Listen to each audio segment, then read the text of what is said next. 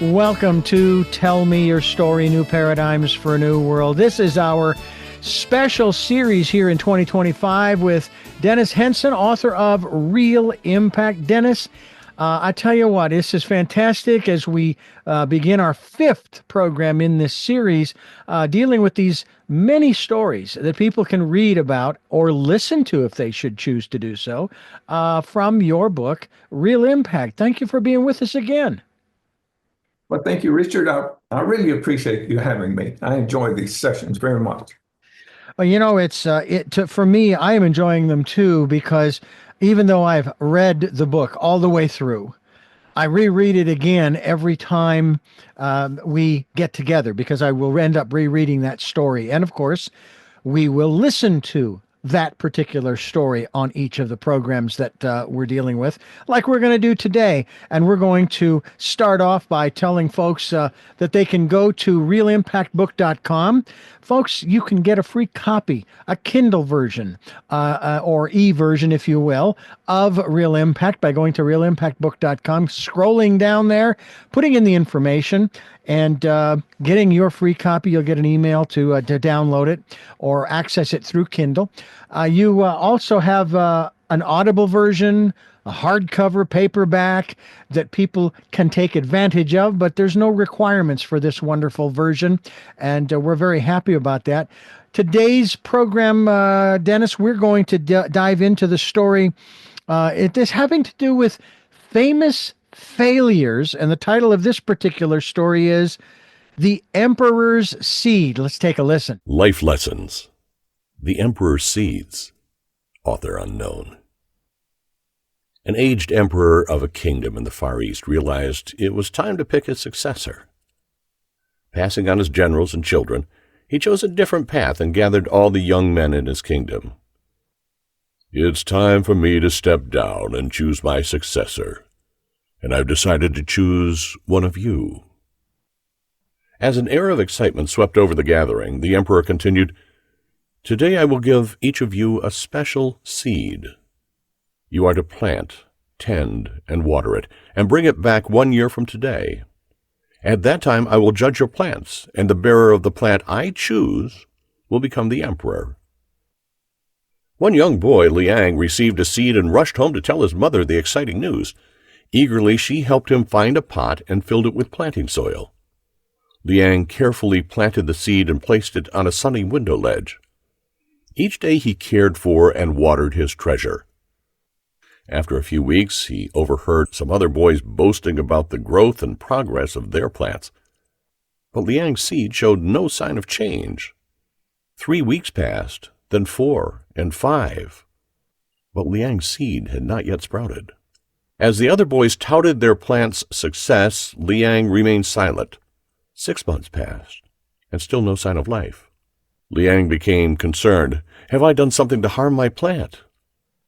Then some boys began to display their beautiful flowers and trees, but Liang's pot contained only dirt. Keeping to himself, the youngster could only continue to tend his seed. Every morning he would check for any sign of growth, but there was none. Finally, the day arrived when every young man in the kingdom was ordered to return to face the emperor. "Oh, mother, I'm so frightened. I do not want to show the emperor an empty pot." "Liang, you simply must be honest about what has happened." And though he was embarrassed and feared the consequences, he bravely took his mother's advice and set out to face his fate. Upon arriving at the palace, Liang was stunned to see the wide variety of flowers and plants. There were brilliant colors and flora of all shapes and sizes. Then Liang placed his barren pot on the floor. When the boys saw the empty vessel, some laughed, and a few patted his back. Then the emperor entered the grand hall, and suddenly there was silence. Every eye turned to him as he surveyed the room. Attempting to be inconspicuous, Liang bowed his head and stood behind others. "My, what beautiful plants, trees, and flowers you have grown! Today one of you will become the emperor of my kingdom." Then the monarch spotted Liang's pot and saw him hiding. "Guards, bring that pot and that young man to me." Everyone watched in stunned silence as Liang was ushered to the throne. Liang's knees buckled as he tried to walk, and he was helped by the guards. Terrified, Liang assumed, "The emperor knows I have failed him, and I will probably be executed." Once he reached the throne, Liang kneeled at the emperor's feet and bowed his head. "Is that your pot, young man?" "It is, Your Eminence." A few boys snickered as others shook their heads. "Silence!" snapped the emperor. "What is your name, son?" "My name is Liang." Placing his scepter on Liang's shoulder, the sovereign announced, "Behold, I present to you Emperor Liang." And when the old man knelt before him, everyone else followed suit. As Liang was wrapped in a purple velvet robe, handed the jeweled scepter, and crowned with a golden crown, he uttered, "How can this be? I couldn't even grow a seed." Then the elder statesman explained, "1 year ago, I gave each boy a seed and instructed them to plant it, care for it, and bring it back. But those seeds were boiled. None of them could grow. Thus everyone except Liang brought back living plants and flowers. I knew only Emperor Liang possessed the integrity and courage to stand and tell the truth in the face of grave danger. Only he demonstrated the strength and character necessary to rule this great kingdom. Whatever a man soweth, that shall he also reap." Galatians 6:7, King James Version. Dennis, that's a fascinating story. Give us a little background on how you found and or chose this story, because it shows here that the author is anonymous. I mean, yeah, it's your book, but some of these stories you give credit to where credit is due. Where'd you find this one? Well, as we discussed in the previous series, I started with a journal. I started journaling after I met Jim Rohn back in the 70s. And when I heard anything that inspired me, I made a note of it. So when I got ready to write this book and I was looking back through, I just noticed the name. It wasn't the entire story. It was just the name, The Emperor's Seed. So I did a search on Google. I searched YouTube, and I had a really hard time finding it. And the version that I found is not the version that's in the book. I found a brief version, and then I implemented it. I changed it and augmented it. This is not a true story. It's just a story to get a point across. It's like a parable. So pretty much most of it, the basic story I found from an author that was unknown, and then the balance of the story I put together myself. And what, because I know these stories, and we've talked about this before too. Every time you read the story, and I do mean that if you read it multiple times, you're going to come away with something new each time, because obviously, we're living our lives, we're having different experiences, meeting new people and so forth, and reading other things as well. What would you say is, say for the first time reader, what would you say is the focal point or the focal message from this particular story that speaks to it's okay to fail? Well, the message in the story is about integrity, and everybody fails. Mm-hmm. It doesn't really matter. You can think of the most successful people. I'm thinking of Elon Musk, or it doesn't really matter who you name. Mm-hmm. In the book, there's quite a few, Walt Disney, where they just failed and failed and failed and failed, and they continued to get up. But if you can do that and make those failures stepping stones, and what is the poem, If? It says, if you can risk everything and lose it all and never speak a word of your loss, then you'll be a man. And that's really kind of what this story is about. It's about integrity. The young man in the story came out on top because he refused to be like everybody else. He refused to make up, a story and say, "Oh, look, I'm successful." He took what came and he took the consequences, and it was rewarded because of it. Mm. I know too, I've asked this question of many of my other guests, and we get into the conversations about success and failure. How valuable is failure as compared to the value of success? One of the quotes in the back of the book, where all the quotes are, says, "Make your problems, embrace your problems because they're your best teacher." So when you are striving to do something big and you fail, you should always look at, well, what did I learn from that? If you fail and you don't learn anything from it, then it was a total failure. But if you fail and then you look back and say, well, what should I do? What could I have done differently Mhm. so that next time I don't end up in that situation? I think that's the value of failure. Mm. I know too that when we talk about this concept of success and failure, I myself have thought, I think I want to try to get rid of those words in my vocabulary and replace them with life lessons or learning experiences. And I'm not necessarily here to try to, by any means, be politically correct or anything of that nature, but those two words, success and failure, they have a lot of baggage that a lot of people look at, and they will even say, I failed, and they almost want to give up. But in reality, what is it? The phrase, it's not how many times you fall down, Right. but how many times you get back up. Exactly.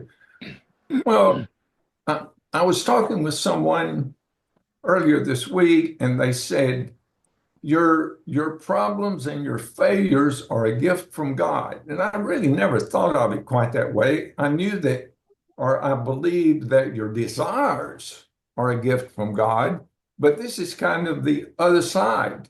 Mm-hmm. Your failures are your tests. You know, when you look at the Disney story, I'm sure we're going to cover that soon. Mm-hmm. He was tested over and over and over. Most people who had that kind of strife and stress in their life, it actually affected his health, uh, wouldn't get back up and go again. But the people in this book were different. They were determined. They had burning desires, and they were not going to let anything stop them from accomplishing their goal. Now, anybody can do this. When you read the book Think and Grow Rich, all the way through the book, it says there's this thing that if you have it, it's going to make the chances of your success 99% better. And I don't know that he ever put his finger on it and said, this is what it is. But, if you read the book Think and Grow Rich, I'm telling you now, it's a burning desire. And in my book, The 7 Secrets of Success, the very first secret is to get your mind right. And in getting your mind right, you have to know what it is you want, and you have to have a burning desire to get it. Mm. So if you don't know what you want, you're like a ship out on the sea without a rudder. Where are you going to go? I mean, there's no telling where you'll end up. But if you do know what you want, you just put a rudder on your ship, and now you can head in that direction.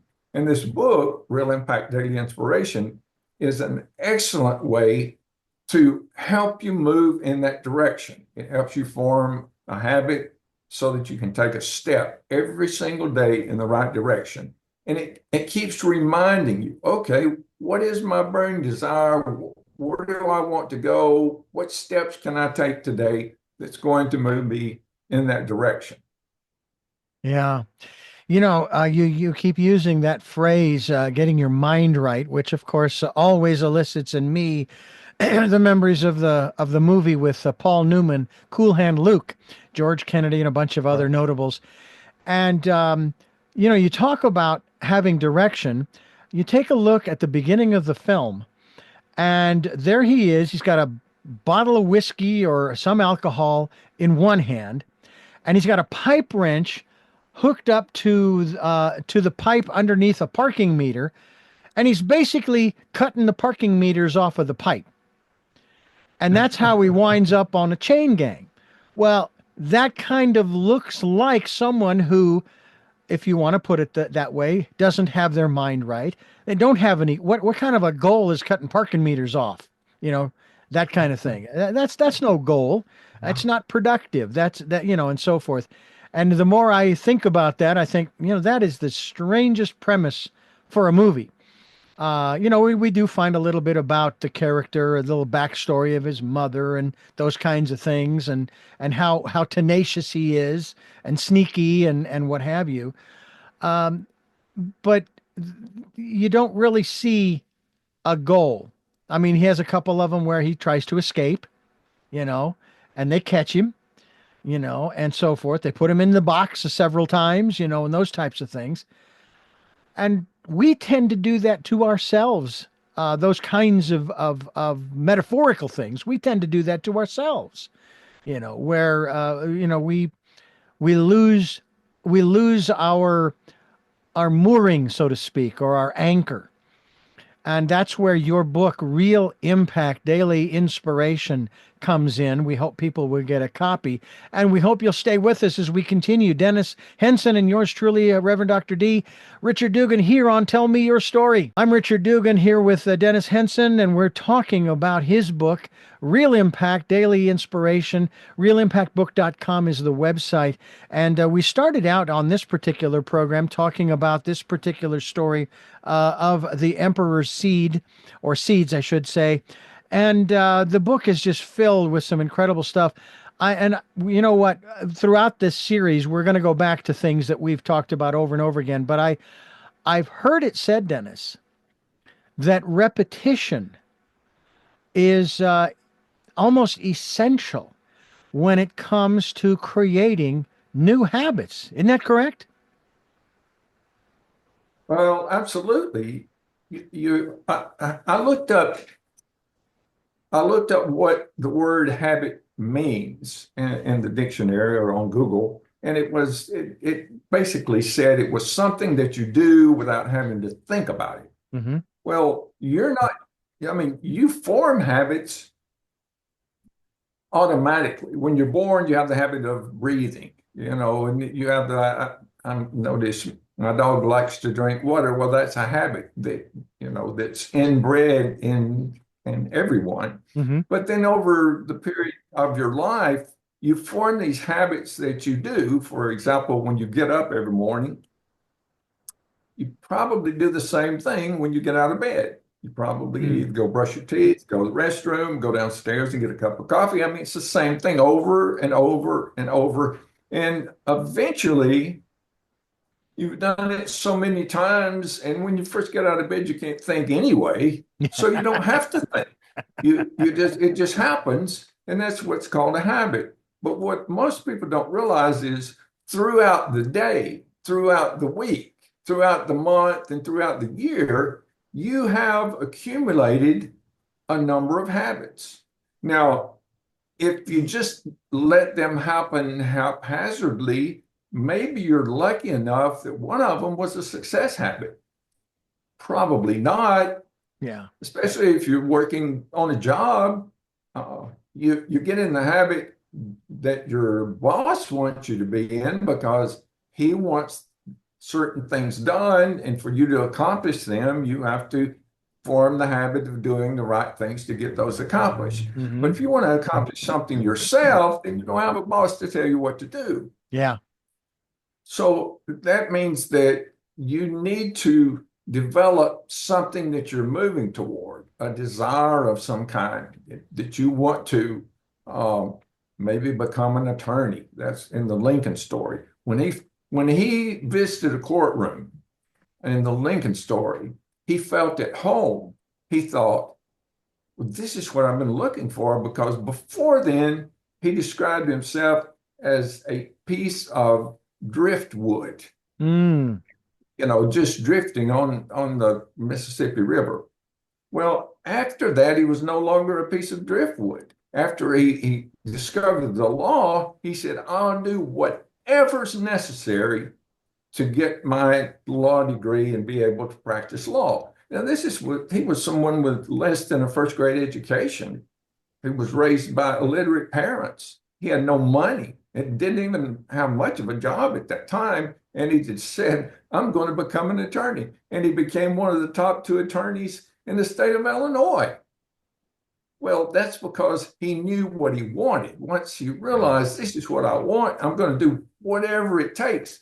If you can reach the point where you can say, I know what I want and I'm willing to risk everything. I'll do whatever it takes. I'll get knocked down. I'll get back up. I'll lose everything. I'll go to work, get back in the game. I'll do whatever it takes. If it doesn't kill me, to get it done. It's pretty hard to stop someone like that. Yeah. And that's one of the secrets of success. So you were talking about repetition. If you want to form a habit, you just start doing it daily or weekly or monthly. I was at one time very ill, like very, very sick. When I came out of the hospital, I didn't know how much longer I was going to live. And my goal was, I'm going to become healthy again. One of the things that I found out I needed to do to become healthy again was to walk every day. And I didn't enjoy walking. At first, my wife would walk me down to the end of the cul-de-sac, holding me by the arm. And that's how bad it was. But then I walked a block, and then I walked a mile, and then I walked 2 miles. And so that was 6 or 7 years ago. But now I look forward every day. I look forward to walking. I get my dog, I get my earphones, I listen to something that's going to motivate me and move me closer to my goal. Every day I spend part of the morning, so what am I going to listen to when I walk today? Because that's an exciting part. And when I first started, the walking seemed like it took forever, a big part of my day, and I dreaded it. And now I don't even think about it. It just happens. The only thing I think about is, what am I going to listen to, and what route am I going to take to get in my steps? Yeah. So that's how habits work. Once you get into the habit of doing something like reading or whatever it is, it's no longer a problem. It just happens. You'd feel bad if it didn't happen. That's how you know if you formed a habit. If you miss it and you really feel bad about it, then you got a habit. And I remember struggling with attempting to incorporate a new habit into my life. And it took me a while to objectively observe myself to say, what do you mean you can't incorporate that habit? You're already, as you described, in a habit mode every morning when you get up. It's like self-talk. Don't tell me you can't incorporate a new habit into your life. You can, because you're already doing it, and that's funny. Who are you talking to when you're saying that? Yeah, me. You're talking to the inner voice. You got it. Your subconscious has this thing called inertia, and it's going the way it wants to go, and it doesn't want to change anything. And a new habit's a change, and the inertia is saying, no, the way we're doing it is fine. We don't need to do this. And you'll talk yourself out of whatever it is that you're trying to build the habit. That's why this book is so great, because it's fun to read. You can fit it into any time slot, anywhere from a few seconds to 30 minutes or a couple of hours. Mm-hmm. And it's something that you'll look for, because reading is fun and the stories are great. Wouldn't you agree? Hmm. They're very Oh, yes. interesting. Yeah. And the poems are very powerful and the quotes will move you forward. So that's why it's such a valuable tool because it helps you pass the inertia. And once you get past that, well, now you have the habit. It's Hmm. not a problem anymore. And you can Yeah. just read and read and read. And there's a lot of books in the back here. If you read those books, you're going to be a different person when you get on the other end. You're just, I mean, it'll really, really motivate you. When I first Absolutely. started, when I first started in business, the company gave me 3 books and I read them and I got this feeling of euphoria. I felt, whoa, I am so excited and so ready to go. And I went out there and I started making money. That made me more excited. But then I ran out of books. I thought, well, need more. But there wasn't a Google and there wasn't even an internet. I mean, where am I going to find these books? Well, I went to the libraries and they had some self-help, but the way I actually found the books was I contacted successful people in the same field as me, and I said, "What do you read?" And they, "Oh, I have this wonderful book," and they would give me book after book. So I started keeping a list of the ones that moved me. I didn't, if I read a book and it didn't spark something, I didn't Mm. keep that book. So the list that you have in the back here is about 45 years of reading a lot of books and just saving the very best ones, the one that gave you that exhilaration that made you get up, want to get up and go out. That's very valuable. I mean, Mm. where could you find somebody that would read for you for 45 years and just come up with the very best ones that would give you a kick in the butt? Well, I don't Yeah. think you can find that anywhere else. No, I think you're right. I think you're right. Dennis Henson is my guest, and I will say that Dennis Henson's book club, I think, is head over heels above Oprah's book club, in my opinion. I really do, because we're talking about works that span years. I mean, people have been trying to encourage one another for centuries, motivate them, inspire them, encourage them. And that's what this book, Real Impact Daily Inspiration, is all about. And we'll talk more about that as we continue here on Tell Me Your Story. I'm Richard Dugan, and we're here with Dennis Henson. Oh, what the heck? This is the Dennis Henson Book Club, and the first book we're dealing with is his book, Real Impact Daily Inspiration, with a list of books. And this is what's interesting, folks. It's not just the list of books you're talking about in the back.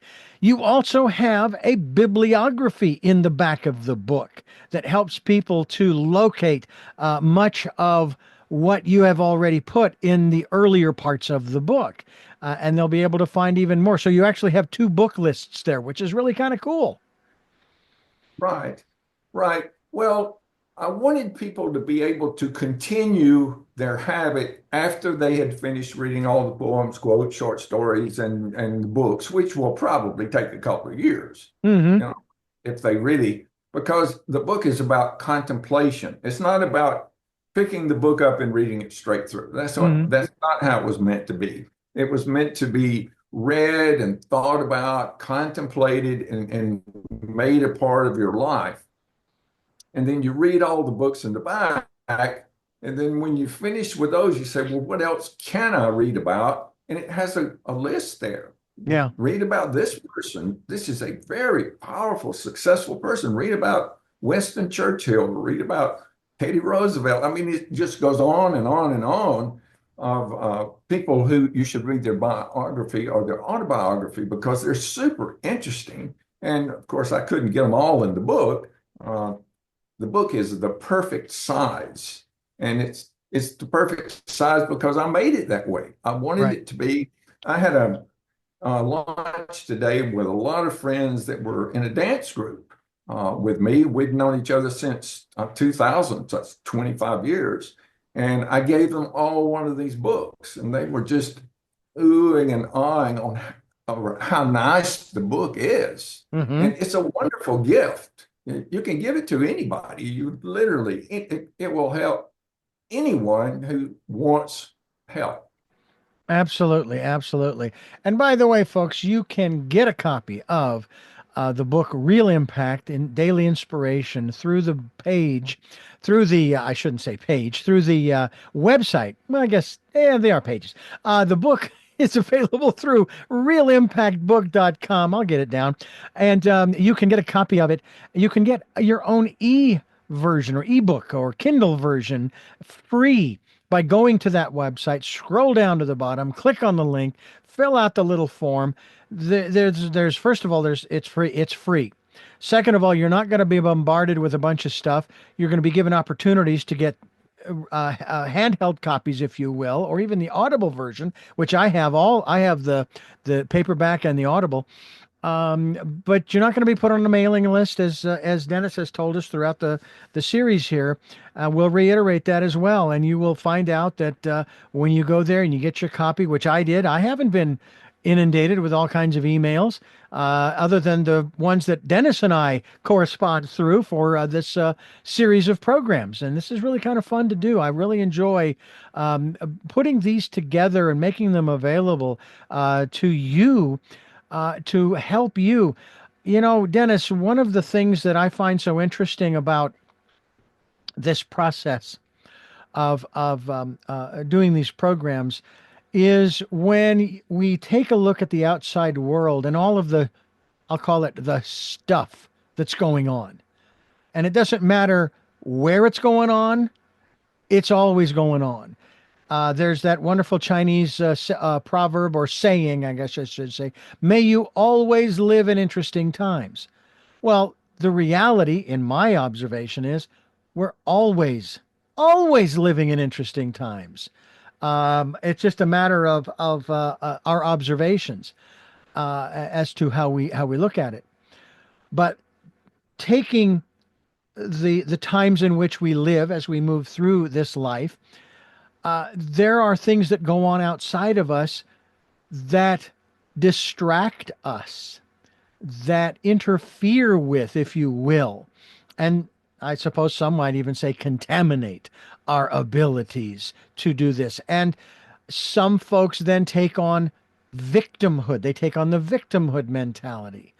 And that's one of the things we're trying to help people to get out of, because victimhood doesn't get you anywhere. I can only imagine Thomas Edison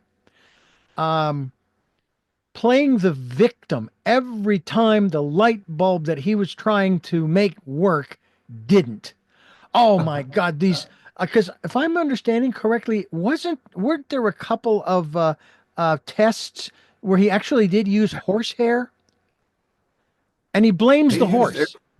Yes, he used everything imaginable. He Yeah, was going to find the filament for that yeah, bulb that worked. And he kept doing experiments until it finally did.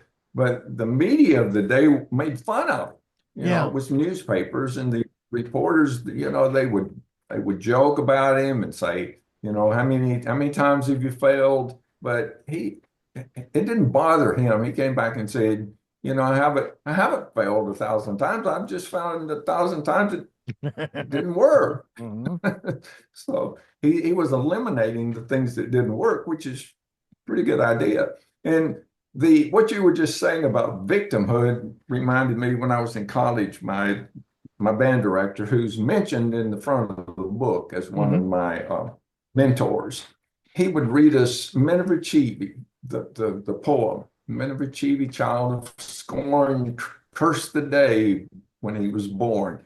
And I began to realize that it's his feeling about what was going on, not what was really going on. It was just how he felt about it. Mm. So that's a good poem to look up, by the way, and read. Oh, absolutely. I couldn't agree with you more. I just, I only played that role for a very short time when I was 19, maybe 18 or 19. I'd graduated from high school, and I mean, it might have only been a day or two. I blamed the state of Arizona. They're the ones that labeled me as legally blind. I didn't do that. This is on them, and I can't do this and that and the other. When in fact I was doing what I was doing. And I finally realized, that's not getting me anywhere, and I'm not really doing anything. I mean, I still remember a period of time between high school and college, about 6 months, where I sat there in the living room during the day while my mother was cleaning and ironing and doing this and that and the other thing. Come to think of it, I should have been helping her do those things. But anyway, watching those silly soap operas with the made up drama, and it's like, what kind of a life is this? I want to do something else. This is ridiculous. So for me, one of the things that got me out of that funk was I jumped on my bicycle and I started bicycling all over town just to get out into get out into the air and exercise and so forth and get away from the house, different venue, et cetera, et cetera. Let's talk a little bit about that in terms of some of the things in addition to, because we're going to, like I said, we're going to repeat a lot of this stuff over the series, reading every day. And it doesn't matter how long or short it is, just read something. I think a little bit more than a fortune cookie, probably a good idea. How about one of the short stories in Dennis's book, Real Impact would be a good thing. But in terms of doing other things other than scrolling on your phone or your computer, getting out, maybe jumping on the old bicycle, not so much the e-bike. I would say you really need a bicycle to get the exercise going, or walking, as you were talking. You and I both love to walk. We really do. And maybe calling a friend and getting together to go do something together. Whatever the case might be. Let's talk a little bit about some of the focusing elements that we can incorporate into our lives. Well, when I was a child, I never had that feeling where I blamed everyone else for my problems, because my mother, every time, maybe I did when I was young, but every time I felt low or was acting like I was not grateful, she would always say, stop what you're doing and sit down and go count your blessings. And I would say, well, what do you mean? And then she would start naming my grandmother, my grandfather, my cousins, my aunts, my uncles, my health. I mean, she would go over all this thing and she said, now you take that and you sit down and you count your blessings. And after 30, 40 minutes of that, I was out playing again. Well, to me, that wasn't a big thing. But here I'm saying this 60 years later, and I'm thinking, that's probably the reason that I never blamed society or the government or when things went bad, I always thought, well, what can I do to fix them?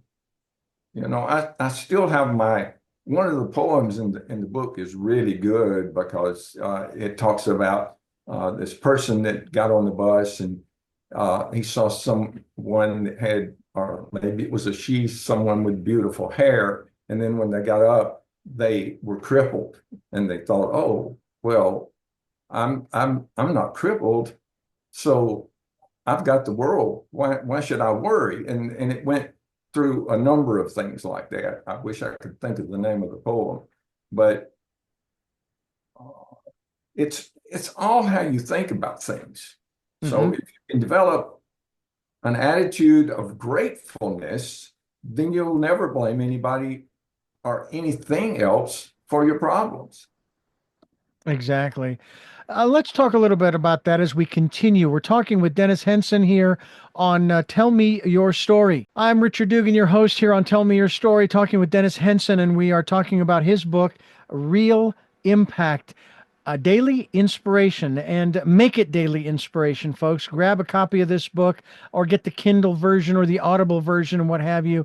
I have the habit, of course, Dennis, of throwing the old Audible onto the speakers in the car as I'm driving, and I try to contemplate, but I like listening. That's the other wonderful thing. you and the narrator become family members. And it's like, I never want the book to end, which is great because it doesn't have to, because you can go back and reread it over and over and over again. But let's talk a little bit about what you mentioned, gratitude. Gratitude, and I'm going to throw one other element in there too.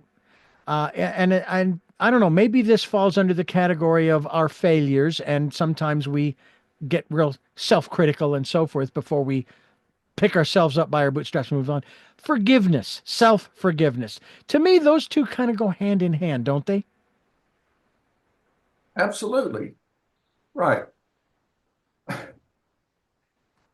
If you don't like yourself, that's like the first secret of success is getting your mind right. And so loving yourself is part of getting your mind right.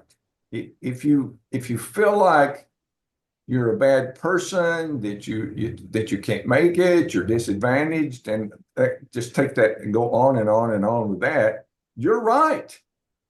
It's like Henry Ford said, if a fellow thinks he can, he's right. If he thinks he can't, he's right. And it's the same way. If you think you're a bad person and you think you're not worthy, you're right.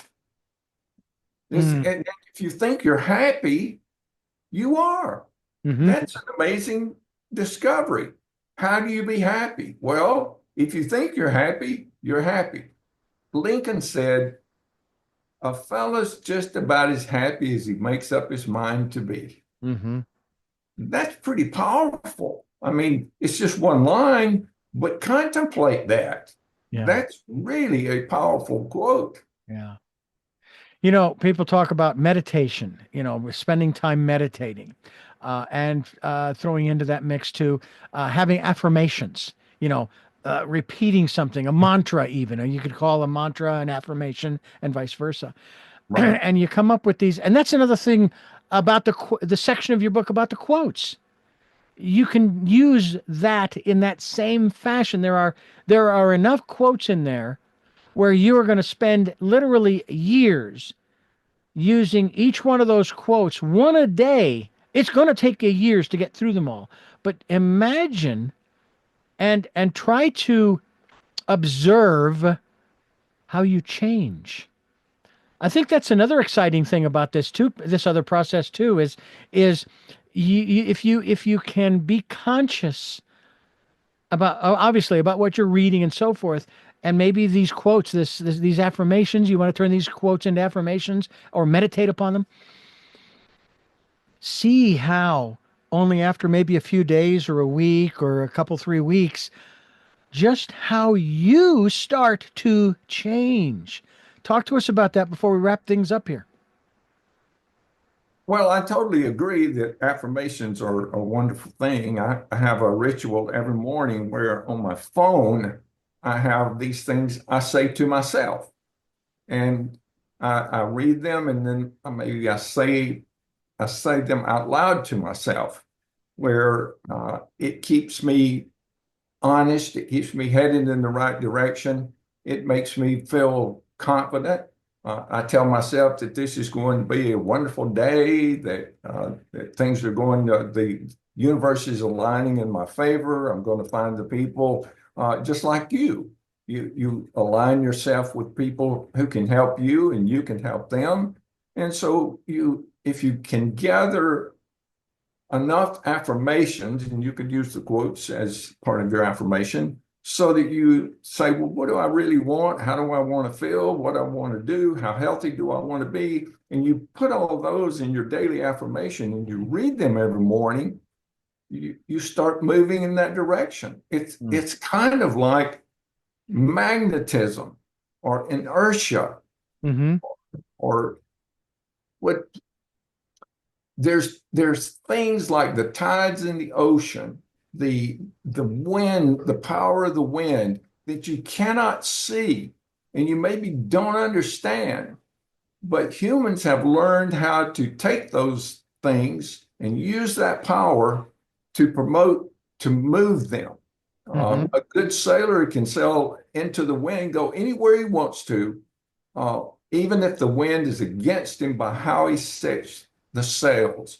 So it's how you set your sails and how you use gravity and magnetism, and you have to discover these other laws of nature which people don't talk about all the time, but they're Yeah. in the book. Yeah. And Absolutely. the whole book is a law of nature. It's helping. Habits are a law of nature. Yeah. So Dennis, Dennis Henson's our guest here on the program. And Dennis, this is fantastic. We are going to wrap this segment up. We're going to come back next week with another, I consider them exciting opportunities to learn more from Real Impact Daily Inspiration. Dennis Henson is the author. Go to realimpactbook.com. Get your free Kindle copy, maybe even for whether it's the holidays, a birthday, Valentine's Day, whatever it, anniversary, get a hardcover copy. I tell you what, that would be an exciting thing to have in your bookcase, and also to pick up and hold on to and read through it. Dennis, thank you so much for being with us again, and we'll look forward to talking with you next week. thank you, Richard. I look forward to it also. And I thank you for listening to and watching Tell Me Your Story, New Paradigms for a New World. We are giving you choices and knowledge of those choices to help make your dreams come true. And until our next broadcast, podcast, videocast, love to lol. Jeanette, I'm still listening. Dad, continue to be happy because I am. Smokey, I'll see you on the other side. And to my dear friend Zorro, aho, aho.